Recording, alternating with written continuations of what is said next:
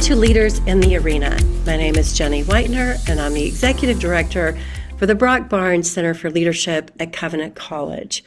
Leaders in the Arena is about real stories, hard-earned insights, and practical guidance from leaders doing the work of leadership in the arena. Today, we're going to be talking with a very special guest, but before we get to that, just a bit about the Brock Barnes Center for Leadership. We're focused on equipping servant leaders to faithfully build institutions and communities in Christ's work of making all things new. And our guest today will talk a lot about that. At the Brock Barnes Center, we have focused on bringing that mission to life through 4 capabilities: the Institute for Student Leadership, the Institute for Innovation and Impact, our Institute for Executive Education, and our Wisdom and Insight series, which brings me to today's program and our guest, Jedd Medefind.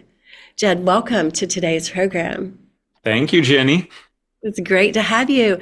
As president of the Christian Alliance for Orphans, I know that you didn't start there right after graduation. So maybe start by sharing with our listeners today a little bit about your journey to get to where you are and a little bit about your background. Yeah. Well, so I'm married to Rachel. We've been married 25 years. We have 5 children, and just those are the 2 biggest joys of my life. We're part of a wonderful church here in Northern Virginia, just outside Washington, D.C. as well. So very blessed in those things. And then vocationally, I would never have expected to be doing what I'm doing. I actually, coming out of college, was planning to go to law school, and ended up talking with a bunch of people who had gone to law school, and a fair number of them did not like what they were doing, right? They were making a lot of money and didn't love it. And I thought, oh my goodness, I don't want to wake up that way someday. And so long story short, I had 3 great friends. We were at a small Christian college, and they were, wanting to live for the Lord, but just not sure what would that look like in life beyond. And so we decided together to spend that year after graduating traveling the world and living in the homes of committed followers of Jesus who are really serving the Lord, serving their neighbors all over the world. And so we actually ended up doing that. And it was just incredible, Jenny, to be with faithful followers of Jesus, not necessarily famous, but who are serving their neighbors, serving orphans, serving, helping the poor, helping in leadership positions. And we saw up close what it looks like to live faithfully amidst ordinary places. And so, although when we returned, we went a lot of different directions, what we had experienced then just really formed and shaped us. And that really has been a key part of my journey, even though after that, I went into the political world. I worked in Sacramento for many years in the state legislature, then came out and worked in the George W. Bush administration, and loved the public policy and political space. And then God led me on a left turn into the realm of serving orphans and vulnerable children through the Christian Alliance for Orphans, through CAFO. And that's what I'm doing now. I've been doing that for 17 years and honestly love it as much as the day I started. So I just feel very blessed in that. It's amazing. You were talking about how that moment when you got so close to the problem at hand, and how that led you through your faith and through all the leadership that you bring to the bear, like working with these children and working with orphans and how you're helping to solve that problem. Amazing story. I know that we had the opportunity to meet actually through one of our students, Peyton Price, who told me a bit about you and the amazing work that you're doing globally. And I was thankful for that introduction. And I said, Jedd, you've got to come to tell your story, because I think so often we all, as faithful leaders, become aware of causes, become aware of needs in our community, but often have a hard time mobilizing solutions at scale. And you all have done that in an extraordinary way at the Christian Alliance for Orphans at CAFO. So can you talk a little bit, when we start off today from a leadership perspective, talk a little bit about the challenges, just orient us to the industry, challenges in foster care, the challenges with vulnerable children, and just orient us first to the situation, to the group that you serve, and then we'll get into some things about the programmatic solutions you bring to bear. Yeah, absolutely. Well, in the U.S., there are more than 300,000 kids that are living in the foster system. So that means through no fault of their own, the people that were should have cared for and protected them either were unwilling to or unable to through addiction or other issues. And so these children are in the U.S. foster system. And then likewise around the world, there are millions of children who, for a variety of reasons, are apart from the care and protection that parents provide. And really what we see in Scripture and what we see among Christians throughout the last 2,000 years is a special concern for those kids. God says these children who lack the protection of an earthly father and perhaps an earthly mother, these children I care especially for, and I call my people to care for them in a distinct way.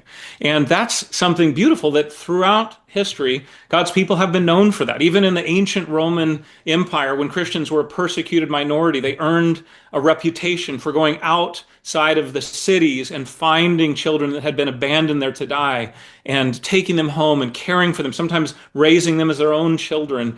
And so that identity is something that's been true of the church all throughout history. And so I see CAFO's work as just stepping into a beautiful ancient, stream of God's people. And we're, of course, trying to do that with the best tools and knowledge of our era, and to do it also in a way through this alliance that is not just fractionalized, not just lots of good people and organizations working in all these different places, but actually joining together, joining their strengths, joining their knowledge, so that we can do this more fruitfully and effectively. And so it really is a joy to be a part of something that's both very deep and ancient in the Christian tradition, but at the same time, we're trying to be really innovative and effective today. Right. It sounds like that you've been able to master the spirit of collaboration through your alliance. And so often I think entities get passionate about solving this cause and being called as Christians to do that, to help to make all things new. And they go at it in what I would call their own swim lane. And you've intentionally decided to form this alliance, to be collaborative. Can you talk a little bit about forming the alliance and how that alliance has brought together a broader continuum of care for the children? Yeah. Well, I love the story, and I can't take any credit for it because it was before I got involved, but it was in 2004, a group of about 29 Christian leaders gathered in Little Rock, Arkansas, the headquarters of Family Life, and Dennis Rainey and others were involved with that. And they, they really said, hey, we know God cares about this. All of us are passionate about it. We're working, but we're working in isolation or even in competition with each other as organizations. And the phrase that was used was, can we leave our logos and egos at the door? I love it. And join our strengths, for a bigger kingdom impact than any one organization could on its own. And that was really the founding of the Christian Alliance for Orphans. And although the alliance has grown a lot since then, there's about 320 organizations that are now members of the alliance, as well as a global network of churches all working together.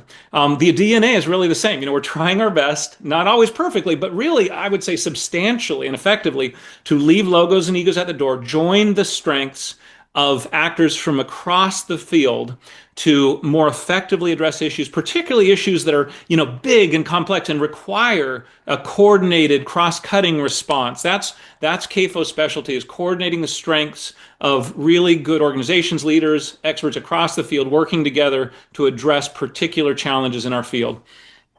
And I remember when we first met that this concept of leading in complexity or leading through complexity, or you might call it simplification. But the problem that you're addressing with the children that are in foster care, and then the fact that your solution itself is an alliance of 320 organizations seems complex. How do you make that simple? How do you streamline that as a leader so that the human problems are really being solved? Yeah, that's a great question. I'd point to two things. One is, of course, all 320 of these organizations and every person in this work, they're passionate people, right? They love Jesus and they really care about kids, whether in the U.S. foster system or orphans or street kids or, or struggling families that have come apart. They're trying to get back together, right? Everyone has feelings and opinions about things, right? And they're not always the same. And so what we really have to do is define what is most important here? What are the things that we need to agree on? Our core commitments to Christ, some core philosophical commitments, like the idea that family is God's best for children whenever that is possible. So we're pressing toward the ideal of family, even when we have to have imperfect solutions, right?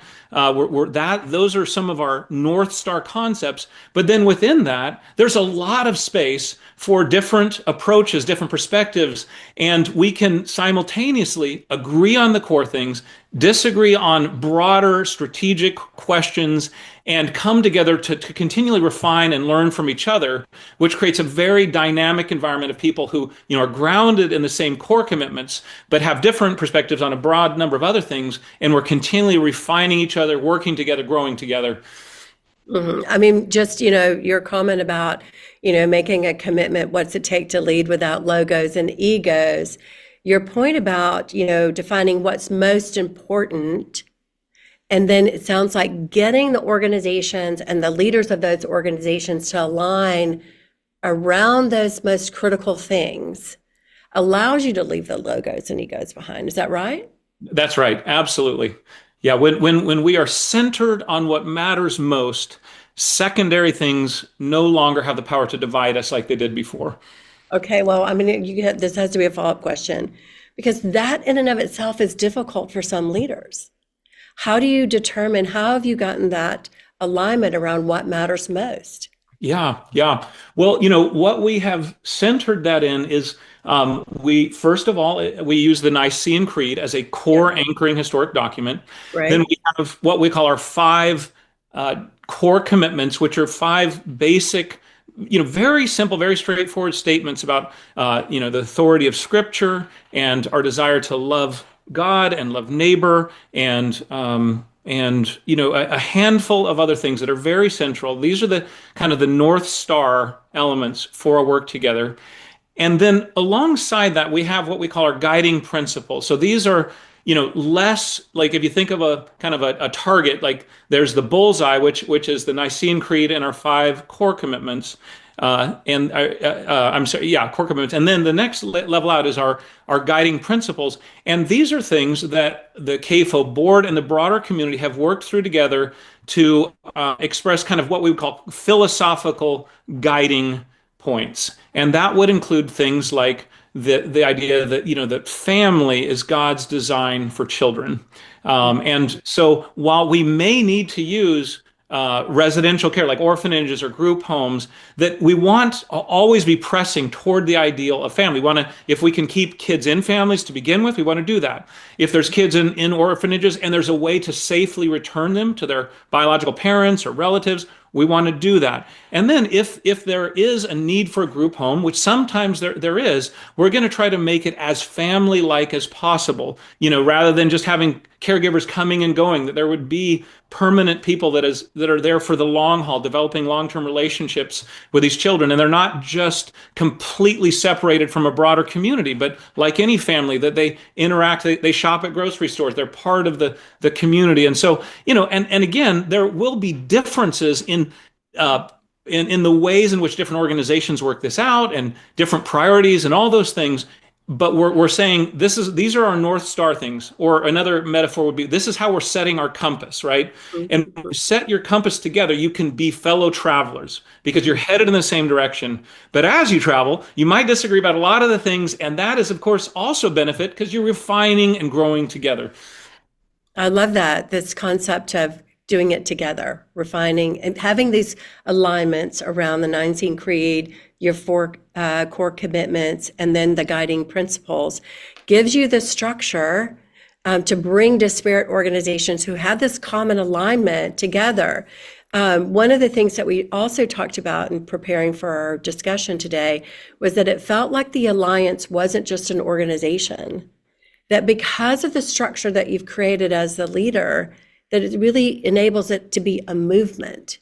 Can you talk a little bit about that and how, and was that intentional? Like when you chartered, you've been there for so long now, but if you think back, was that an intentional and purposeful design organizationally? And how has that equipped you to be beyond an organization to a movement?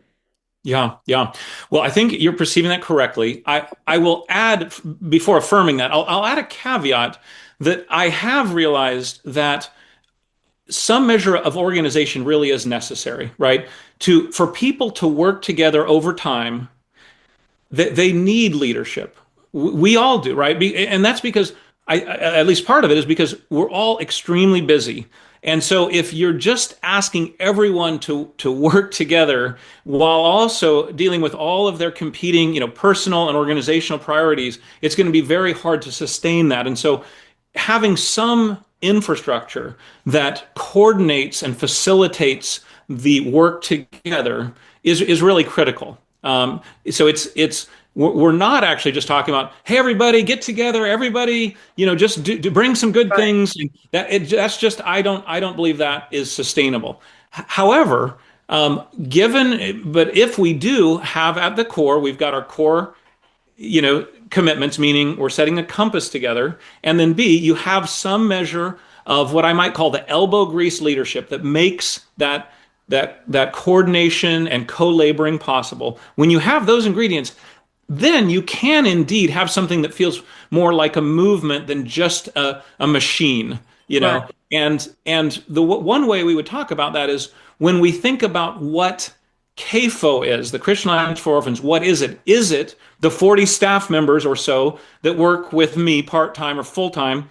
Is it that? Or is it this much vaster community of 320 organizations and churches all around the world and a whole host of other leaders and researchers and experts who are part of this community? No, I would say at its essence, it's the latter. It's this expansive community that is able to work together because there is that organizational core and the shared principles. That's what keeps us together. That's what gives a certain effectiveness and focus to our work. But the real essence, what is CAFO? It's this whole community growing, working together.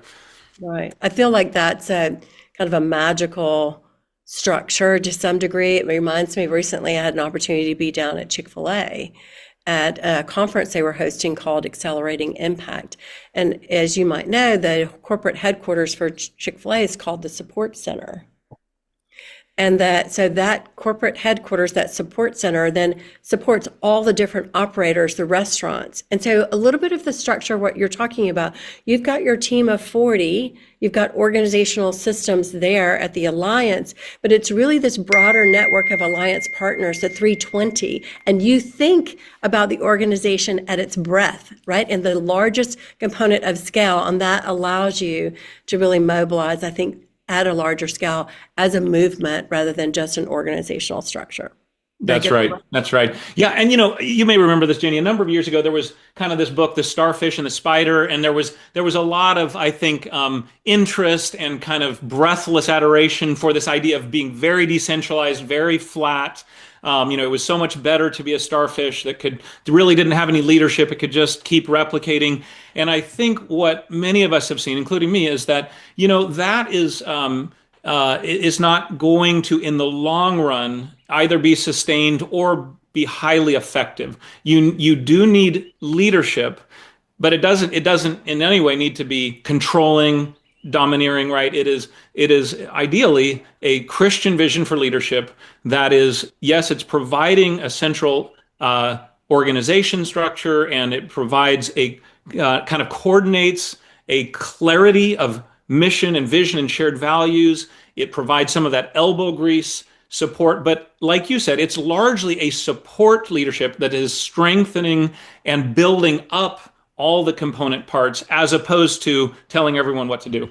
Right. I mean, we think of it often at Brock Barnes as servant leadership, right? And so how a leader comes together humbly knowing that there's talents and assets and resources of others that they need to help to orchestrate to bring the best from all those individuals to get the job done or to meet those commitments or through the guiding principles, right? And that whole aspect of servant leadership. Yeah.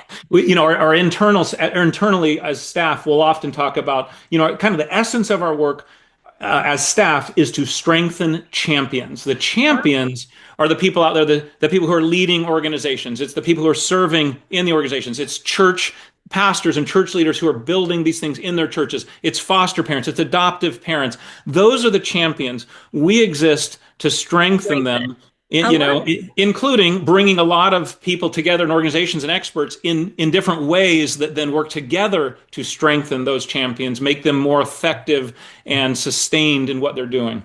Right. So it's not about me, it's about them, right? It's about strengthening the champions. A great perspective. I think that as more leaders were to have that at heart, could really mobilize their capability. Let's turn a little bit and go more inwardly focused a bit and talk a little bit about faith and practice. I know as a Christians, we have our vocations, we have our gifts that we are taking into the world and making all things new with Christ. But talk a little bit about how your faith comes to life through and practice with your work there at CAFO and what it takes to sustain this combination of your faith and your leadership working together.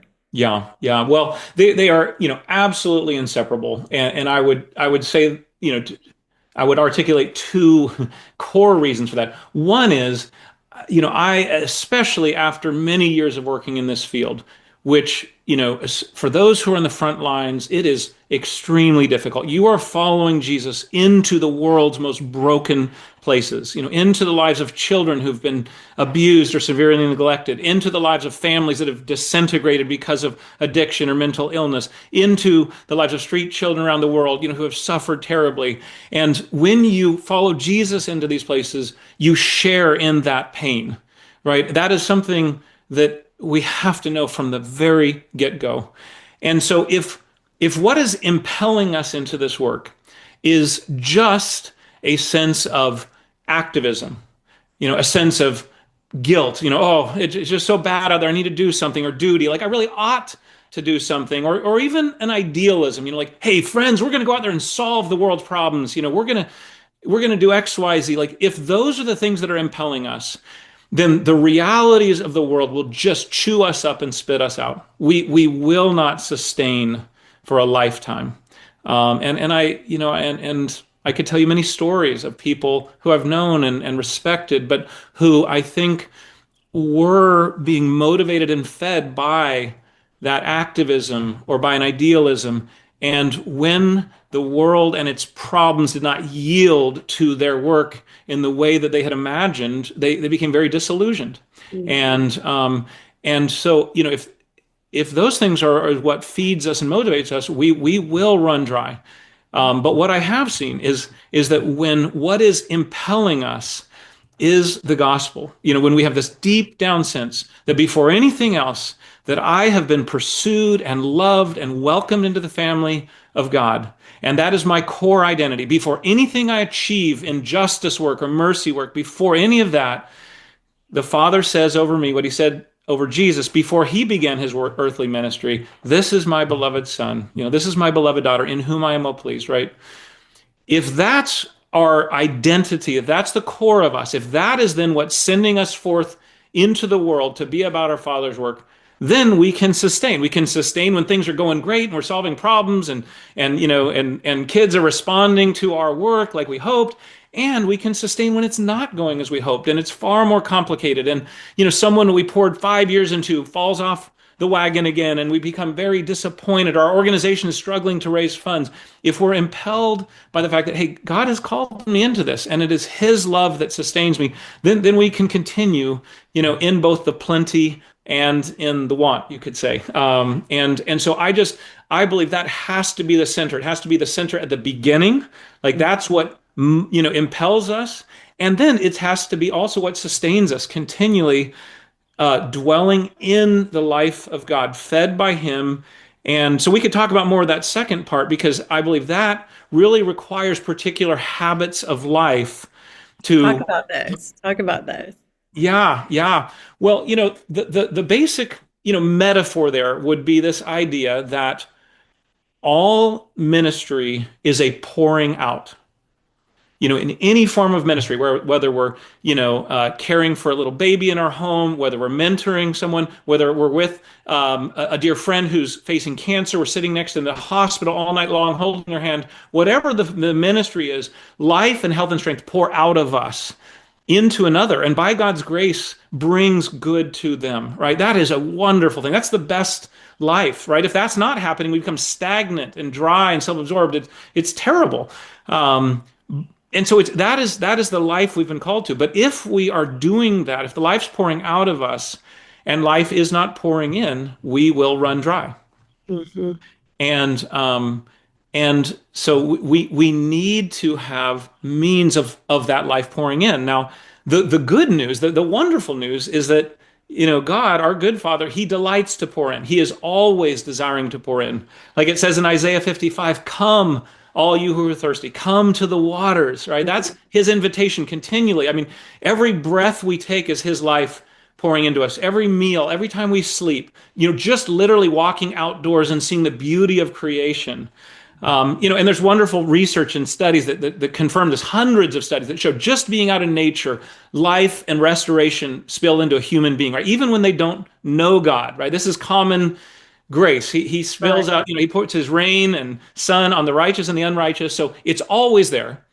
But I also believe he invites his children into particular practices, what you might call rhythms of receiving. And so we as CAFO talk a lot about particular rhythms of receiving. And as an organization, even internally, we kind of have these particular commitments where we, without any legalism or judgment, but we are saying together as an organization that, our desire is to receive. We have a daily rhythm of receiving, meaning spending a little time alone with our Father each day. That's one of our anchor daily. That's our daily rhythm of receiving. Our weekly is some form of Sabbath, that each week, no matter how much we're carrying, we're trying our best to have a period of time, ideally 24 hours, where we have set the work and the to-do lists aside, and it is solely there to receive life from God in rest and worship and play. And then we have a yearly rhythm of receiving as well. We actually have two. One is a day of solitude, at least one full day completely away with God. And the other, we actually call something called Pilgrim Feast, which is kind of playing off the Old Testament practice of, God's people every year, often 3 times a year, but at least once a year, leaving everything behind for a whole week, traveling up to Jerusalem together for a time, what really is an extended Sabbath of rest and worship and play. And and of course, you could call that a vacation, right? But I think if we see this as a sacred gift from our Father who's calling us out of our normal tasks and loads, I would say away from our devices and all the things that normally stimulate and distract and divide us, and to just really enter into his rest and his joy in a particular way, those anchor rhythms of receiving really help to sustain us over the long haul in a life of pouring out. It's so great to hear you talk about that, because I'm starting to see a pattern, just being new to this executive director role at Brock Barnes, and having the opportunity to talk to leaders like yourself, Christian leaders, who are doing great work in the field. Each of them are bringing 2 things to bear. One is how they continue to nurture their faith, right? First and foremost, as a Christian. And then secondarily, their vocation or their role, their journey as a leader here on earth, right? And so recently we had Brent Beshore with Permanent Equity with us, CEO there, and he was talking about his daily morning routine of reading the Bible. And he has like a chat group of other CEOs where they're reading the scripture together. They're holding each other accountable for a commitment that day. And then hearing you talk about the robust capability that you're describing about how you stay connected to your faith and continue to nurture this relationship with Jesus and to bring that home every day. That's first and foremost. Right? And then going on from there. Is that something that you just described? Is that what you do for all of CAFO, or is that just your own personal pathway? Yes. So the whole CAFO staff does this together. And Yeah, and it'd be a longer story, but the gist is that really, more than a decade ago, as I was working on CAFO's strategic plan. So, in every good organization, right, has its strategic plan for its external work. But I also began to realize, man, I just sat back and thought, the effectiveness of this plan and its long-term fruitfulness will hinge more than anything else on the thriving of the people who are executing it, right? If they're exhausted and irritable and in conflict with each other and separated from, people they love and strained in marriage and with God, like that, this fruit is not going to be good, even if it's a great plan. But Right. conversely, even if my strategic plan were kind of mediocre, if the people within are thriving and they're connected deeply with God and they're perseverant and creative, and then good fruit is going to grow. That's what Jesus said. A good tree will produce good fruit.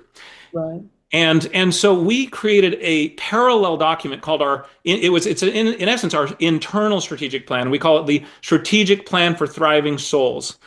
And so yeah, and it's so we articulated there are plans and policies for caring well for the whole team in regard to all five dimensions of a human being: the intellect, emotions, the relationships, their spiritual life, and their physical bodies. And of course it's much more invitational than directive, right?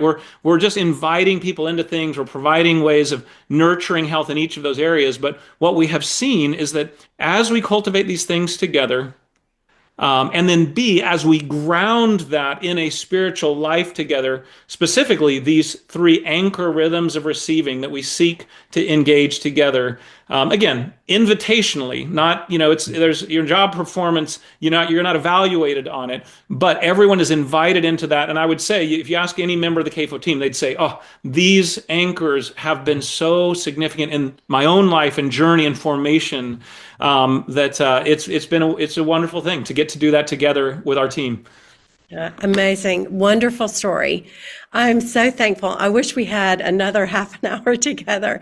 This has been amazing, Jedd. And I want to thank you so much for being so open and transparent about your leadership, because I truly have been touched today around this personal connection of first being a Christian and nurturing that with your team, and then taking that to the organizational leadership level. And I think so often when leaders today begin to think, they separate those things sometimes. They'll say, yes, I am a Christian, but I'm the CEO of X, Y, or Z corporation. And what you so beautifully shown us today is the power of connecting those two things, intertwining them, keeping the core of nurturing your Christian self as a child of God, and then taking that to the next step through your team and through the different individuals that you're touching with your mission and your vision for your organization. So thank you so much. Absolutely, Jenny. Yes. I love being a part of it. And it is not a vision for, kind of a soft self-care, a well-padded life. Jesus calls us to lay our lives down, to take up our cross. It can be at times, it is a very passionate self-giving. And yet, right alongside that, if we have these habits and grounding in life and rhythms of receiving, we can sustain that pouring out for a lifetime. I was going to ask, and you could obviously say no, but this strategic plan, you called it of giving, of caring. So the strategic plan for thriving souls. Yes. Yes. The strategic plan for thriving souls. Will you share that with me? Oh, glad to. Absolutely. I think it would be lovely. And I think it would be a great model for us to think about and talk about how a leader articulates something like that and begins to shape that with her team, and it becomes a core and it fuels them every day. Because I sense that by what you were talking about, people saying how important it is to the work they do every day, that you have that. So thank you. And thanks for sharing. And we'll share that forward if you are okay with that. Totally. Yeah. Thank you, Jedd. Have a great day. Thank you, Jenny. Great talking with you. Thanks for leading in our world. Okay. See you soon. Bye-bye. Bye.